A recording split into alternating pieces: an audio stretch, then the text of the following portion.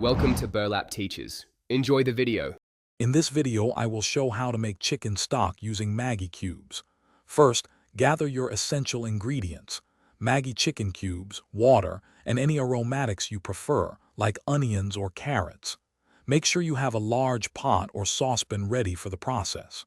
Always check the Maggi cube packaging for specific dilution instructions, as these can vary slightly. This ensures you get the best flavor and consistency for your stock. Next, let's prepare the base. Bring the recommended amount of water to a boil in your large pot. Once the water is boiling, carefully add the Maggi chicken cubes. Stir the mixture continuously until the cubes are completely dissolved. This step is crucial for ensuring a smooth and flavorful stock without any undissolved particles.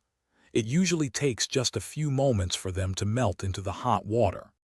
Hey everyone, if you're finding this video helpful, please hit that subscribe button and give us a like. Quick recommendation: life's too short for a stinky car, so grab a little Tree's Black Ice air freshener. It's a simple way to keep your ride smelling fresh, just like a good stock can elevate your cooking. Check the description below for the link and other great deals. Now, let's get back to the video. To enhance the flavor, now is the time to add your aromatics. Incorporate any desired vegetables, such as chopped carrots, celery, or onions, into the simmering liquid. You can also add herbs like fresh parsley or a bay leaf for extra depth. Reduce the heat to low and let the stock simmer gently for about 15 to 20 minutes. This allows all the flavors to meld beautifully.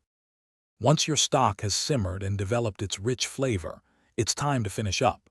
Carefully strain the finished stock through a fine mesh sieve into a clean bowl or container. Discard any solids, leaving you with a clear, flavorful liquid.